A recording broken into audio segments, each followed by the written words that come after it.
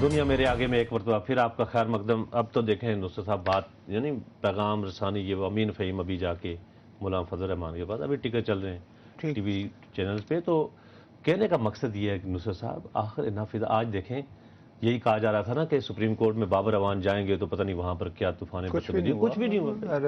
Courts کے اوپر آپ نے کچھ چیزیں وہ ایک مائنڈ بنا لیا ہے کہ جی آپ کو وہاں سے کچھ ایسا لڑائی ہو گئی کچھ اچھا ہو جائے تو بڑی اچھی بات ہے, نہ ہو جائے لوگ مایوس ہو جاتے ہیں. اچھا چلیں صدیقی صاحب کی بات پہ ہم واپس آتے ہیں.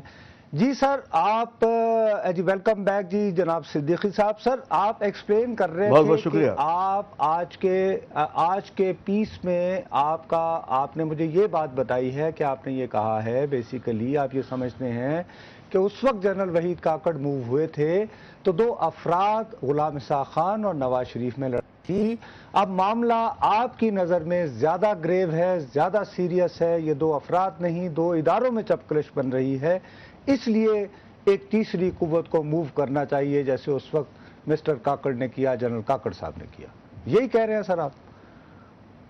جی میں یہی کہہ رہا تھا, مگر ایک چیز میں ذرا تصحیح کر دوں. آپ کے بیان سے مجھے کچھ اس قسم کا امپریشن ملا ہے کہ جیسے فوج جو ہے وہ آرام سے بیٹھی ہے, اس کی کوئی دلچسپی نہیں ہے ان معاملات میں. ایسی بات نہیں ہے. فوج جو ہے وہ دیکھ رہی ہے, بہت صبر و تحمل سے کام کر رہی ہے, اور مجھے پورا یقین ہے کہ یہ صبر و تحمل کا مظاہرہ آگے بھی ہوتا رہے گا اور ماشاء اللہ وغیرہ کی کوئی صورت پیدا نہیں ہوگی. مگر یہ کہ فوج کو کوئی نہ کوئی مداخلت اس قسم کی کرنی پڑے گی جو کہ وحید کاکڑ نے کی. میں اس کو کہتا ہوں کاکڑ آپشن. ایک آپشن کاکڑ آپشن تھا, دوسرا مشرف کا آپشن تھا کہ انہوں نے سب تہو بالا کر دیا. یعنی کہ پنڈی میں جو 1111 بریگیڈ تھی اس کو فوراً بلایا اور انہوں نے ٹی وی پہ حملہ کر, ٹی وی اسٹیشن حملہ کر دیا اور بعد میں وہ چیف ایگزیکٹو بن کے بیٹھ گئے. اس قسم کی کوئی صورتحال نہ ہوگی انشاءاللہ اور نہ ہونی چاہیے. جنرل اشفاق کیانی کے متعلق یہ ضرور کہا تھا میں نے اس میں کہ وہ میری ان سے ابھی تک ملاقات نہیں, وہ واحد پاکستان کے ابھی تک شرف میں ملاقات نہیں ہوا میرا. نہیں باقی سب سے میرا مشرف تک بہت کلوز انٹریکشن ہوا ہے بحیثیت ایک جرنلسٹ کے. اس سے پہلے میں ڈیفنس جرنل کا ایڈیٹر تھا. مگر اب یہ کہ یہ نہیں کہ میں نے فوج کی رائٹنگ سے کنارہ کشی اختیار کر لی ہے, مگر یہ حالات کچھ اس قسم کے ہو رہے ہیں کہ آج میں نے مجبوراً 250 یا 300 الفاظ میں یہ چیز لکھی کہ فوج کو کوئی نہ کوئی کسی نہ کسی طریقے سے اپنے آپشن کو, جس کو میں کہتا ہوں کاکڑ آپشن, اس کی کوئی چیز کرنی پڑے گی. نہیں سر جیسے اس طرح کا ایک مثال بھی ہے, مثلا جیسے لاہور سے سر اپنا بریگیڈیئر صاحب لاہور سے لانگ مارچ چلا تھا, گجرانوالے تک پہنچا تھا, تو کوئی نہ کوئی ظاہر ہے اسی طرح کا سافٹ کوئی ایک میسج کیا, وہ بھی کاکڑ آپشن ہم کہہ سکتے ہیں. اور عدلیہ بحال ہونے کا نوٹیفیکیشن آ گیا. آپ غالباً خالی اسی طرح کی بات کر رہے ہیں یا اس سے ذرا زیادہ سنجیدہ بات کر رہے ہیں؟ نہیں صاحب نہیں, میں تو اس کا بھی قائل نہیں ہوں. لیکن اب لانگ مارچ ایک دفعہ ہو گیا, بہت اچھا ہوا, مگر یہ کہ اب میں نہیں سمجھتا کہ لانگ مارچ کی کوئی ضرورت ہونی چاہیے. اگر خدا نہ خواستہ اس قسم کی چیز ہوئی, اس لیے کہ آج کے حالات جو ہیں وہ گزشتہ 4 برس کے حالات سے بھی بدتر ہیں. لوگوں کے بعد روڈ نہیں ہے, لوڈ شیڈنگ کا عذاب ہے اور تمام چیزیں. یعنی اس وقت جس عذاب سے ہم سب لوگ گزر رہے ہیں اسی کوئی انتہا نہیں. تو خدا نہ خواستہ اگر لانگ مارچ کی صورت پیدا ہوئی تو ہو سکتا ہے اس ملک میں گرینڈ اینرکی یا کوئی ریولٹ کی صورت. ریولوشن کی بات نہیں کر رہا. دیکھیے دو چیزیں ہو گئی, ایک ہوتا ہے ریولٹ آف دی ماسز, ایک ہوتا ہے ریولوشن. صحیح. ریولوشن کے لیے بہت ضروری ہے کہ آپ کا قومی احساس جو ہے, آپ کی قومی بنیاد جو مضبوط ہو, کوئی آپ کا آئیڈیالوجی ہو. اس سے سب سے بڑی بات ہے کہ آپ کے پاس ایک سنسیئر قیادت ہو. جن تینوں چیزوں کا مجھے اچھا سر آپ ہمارے ساتھ ہی رہیے بریگیڈیئر صاحب. ضیاء الدین صاحب بھی ہمارے پاس اسلام آباد میں موجود ہیں, ہم ان سے بات کرتے ہیں. السلام علیکم جی ضیاء صاحب. جی وعلیکم السلام. ضیاء صاحب خوش آمدید ہمارے پروگرام میں. ضیاء الدین صاحب ایگزیکٹو گروپ ایڈیٹر ہیں ایکسپریس ٹریبیون کے. ضیاء صاحب خوش آمدید. میں صرف یہ پوچھنا چاہوں گا, صدیقی صاحب کی بات آپ نے سنی, ہم دوبارہ 90s کی پالیٹکس میں جا رہے ہیں, اسی کنفرنٹریشن کے اس موڈ کے اندر جس سے چھٹکارا پایا گیا تھا اور یہ کہا جاتا تھا مساق جمہوریت کے بعد شاید ہم اس طرف نہ جائیں. نواز شریف صاحب کی پریس کانفرنس بھی آپ نے سنی ہوگی, اس کے متعلق جو مری میں ہوئی ہے. تو کیا سمجھتے ہیں کہ کاکڑ آپشن جو ہے وہ اس وقت ان حالات میں یہ ہو سکتا ہے, یہ ایک حالات کو سلجھانے کے لیے؟ جہاں تک اس بات کا تعلق ہے کہ کاکڑ فارمولا, ایک سب سے پہلی بات تو یہ کہ کاکڑ یا فار دیٹ میٹر کیانی صاحب جس ادارے کو سے وابستہ ہیں, اس ادارے کی خود کی جو تاریخ ہے वो जो खुद उसकी कारकर्दगी है पिछले तकरीबन एटलीस्ट बांग्लादेश बनने के बाद भी, इन्हें ज़ियाउल हक का ज़माना ले लें, मुशर्रफ का ज़माना ले लें, उन्होंने तो दोनों ने मिलकर इस मुल्क को तबाही के रास्ते पे डाल दिया। और जो कुछ भी इनको ट्रेनिंग दी जाती है, सिद्दीकी साहब इससे ज़्यादा उनको पता होगा, पाकिस्तान के इस अदारे की जो ट्रेनिंग होती है, इन्हें जितनी भी जंगें ये लड़ी हैं वो हार चुके हैं।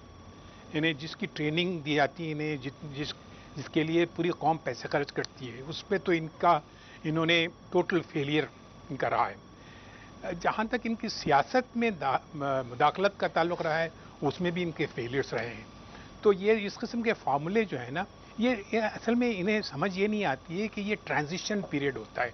ख़ासकर मैंने आपको याद होगा, मैंने पता ही सबको कि अमेरिका में जब इलेक्शंस होते हैं तो 4 महीने लगते हैं ट्रांसफ़र ऑफ पावर के लिए। इन 4 महीनों में नई हुकूमत जो आती है उसकी ब्रीफिंग होती है, उन्हें हैंड ओवर किया जाता है पावर। ये ट्रांजिशन की पीरियड कहा जाता है।